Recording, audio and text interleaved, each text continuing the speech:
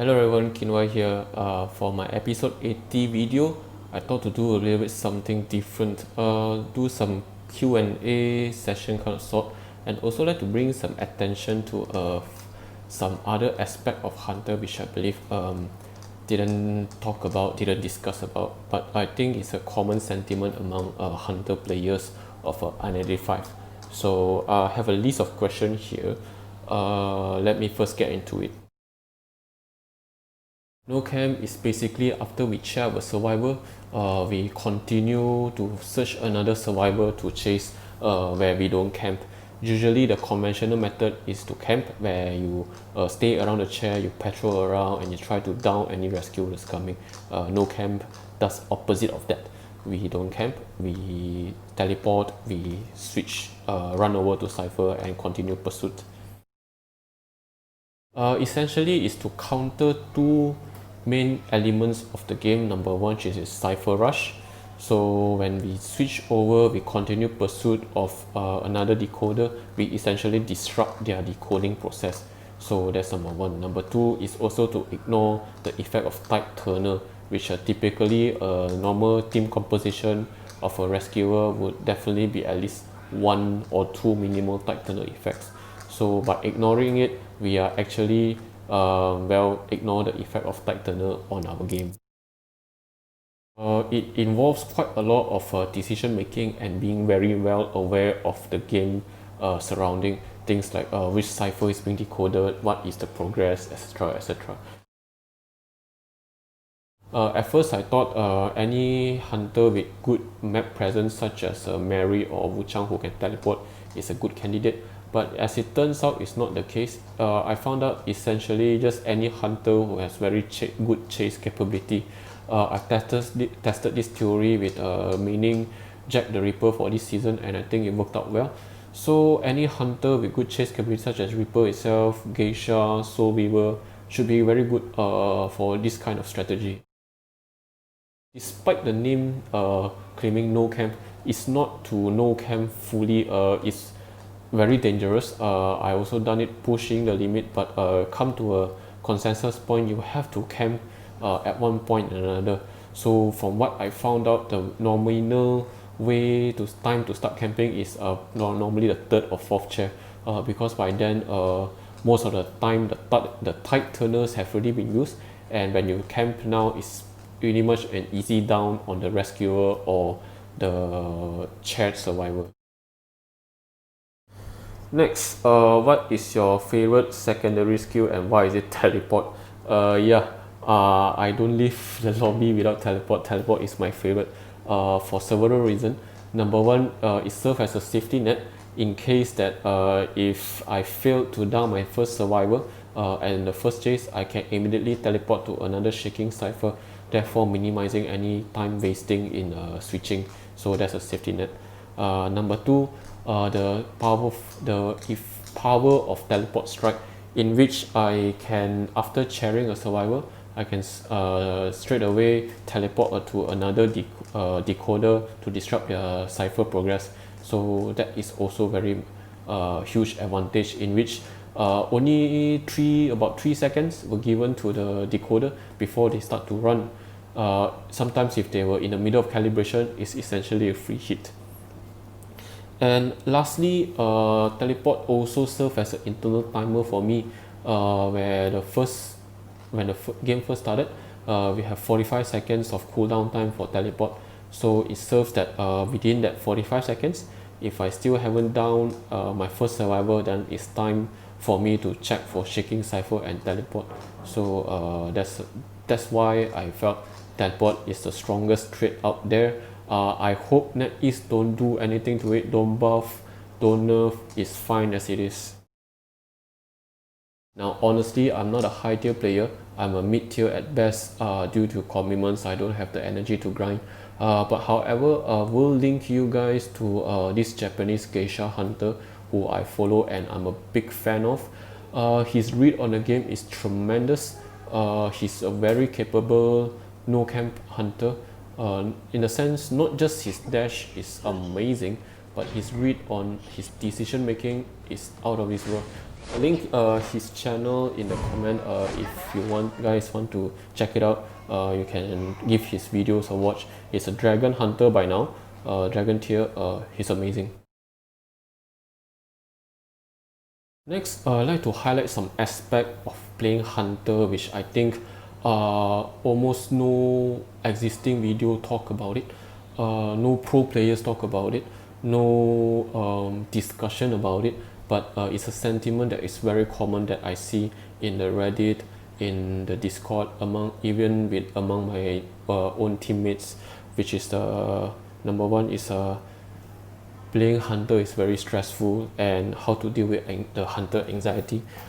It's true that it is very stressful, especially you are all out there on your own. So there are things that I listed here. Some of it is can't find survivor, get kited for too long, kind down someone. Now I attribute all of this to one single factor, which is the advice I give very often in my video, which is don't tunnel. When you tunnel, you have tunnel vision, you are oblivious to any other factors of the game. You forgot to account for what is the cipher progress, if there's anyone who's decoding near you, etc, etc. To give you a sample of what happens when you tunnel vision, take a watch at this video. This is an awareness test. How many passes does the team in white make? Go!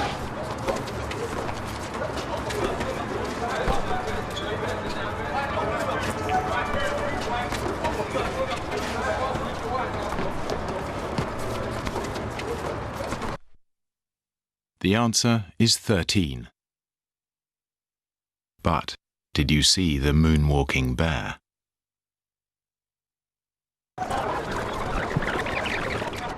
Go!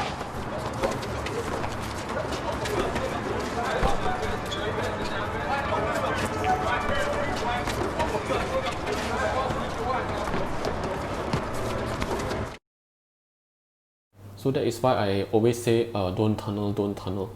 You have to be aware of other signs in the game, cipher being decoded, cipher completed, etc.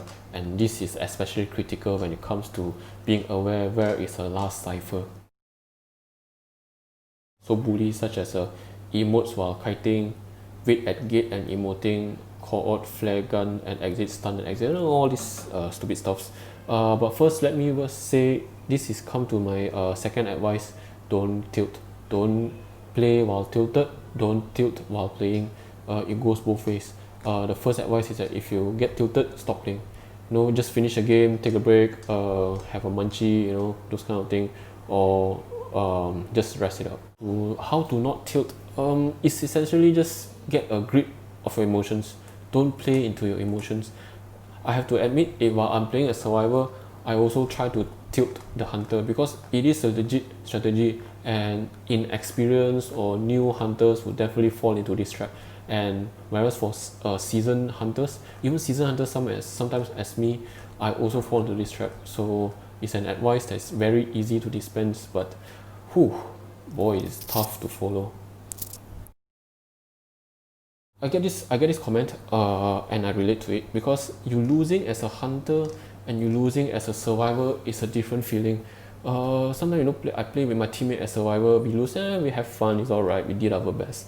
But you lose as hunter, it felt like entire responsibility or entire fault is on your own because you are on your own. My first advice to how to deal with loss is to just lose a lot until you get numb of it. Yeah, stupid advice, but that's how I do it. While I developed the no camp strategy, I lost typically 20-30 games in a day until like, you know what, just move on, those kind of thing. And the second one, I believe, is the hardest thing to do upon losing a game, which is at the exit page, right? The screen. Don't press quit. That's the first step. The second step is to save replay. Press the save replay button. Now this too is the most difficult part to do, especially when you're feeling salty, you're feeling frustrated, you felt that you've played all the right moves, you do all that you can to not lose the game, but you still lost, right? It happens. But when you have this kind of mindset, it's very hard for you to improve, and that is why saving replay is very important, which brings me to the next point, the second most difficult part to do, which is to watch the damn replay.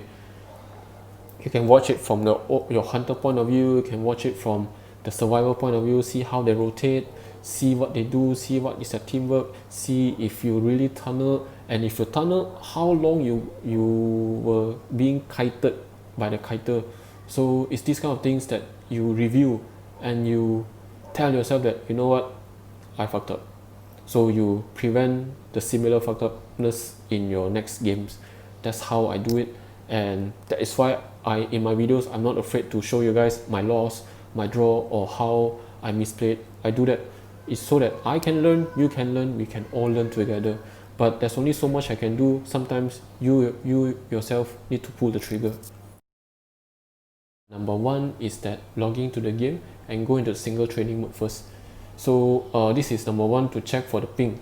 It also helps to set certain mode, so you just go into the game, whack bots here and there, get a bit of feel of smacking survivors. Number two is just set a number of games that you're going to play daily. It can be 3 games per session, or maybe 3. You want to play 2 sessions, play a total of 10 games per day. It's alright, just set a number to it and then go to it. Number 3, take each game as it is. Don't be so obsessed with about winning or losing, or losing a star or promotion. It's alright, don't worry. Last tip I will give is the don't give up. Keep fighting. I don't claim to be a pro player.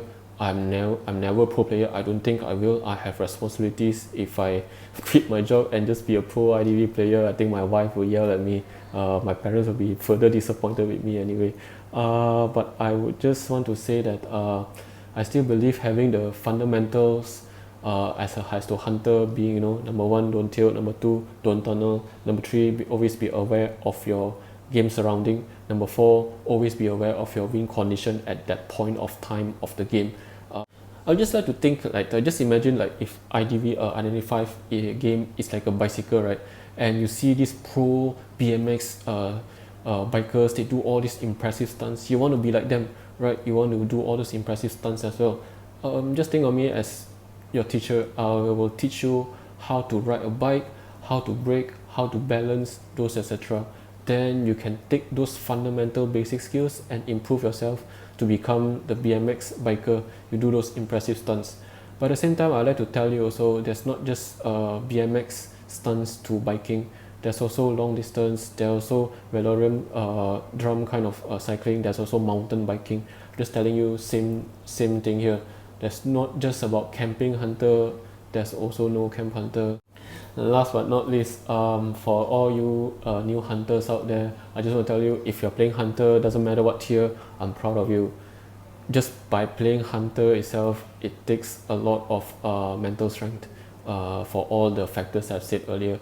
Yes, hunter undoubtedly is much stronger than survivor, given all the skills and capabilities, but it's nonetheless a game of 4 against 1, and with apps such as Discord, teamwork, cooperation, coordination will always trump hunter.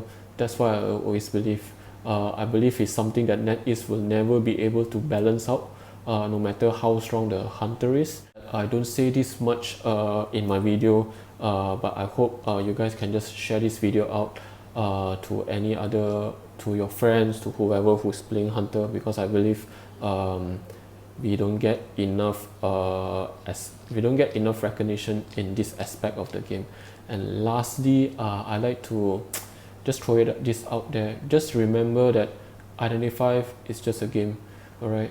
At the end of the day, those players behind the screen that you play against are just human beings, and human beings have feelings too. So please have a little bit of respect towards each other. In game, I know you can emote, you can tunnel, you can tilt, you can just cause havoc. But at the end of the post-game chat, just remember to be a human being. That's all I can say. And with this, I thank you all for all the support you've given me. Thank you for watching, and I'll see you guys soon.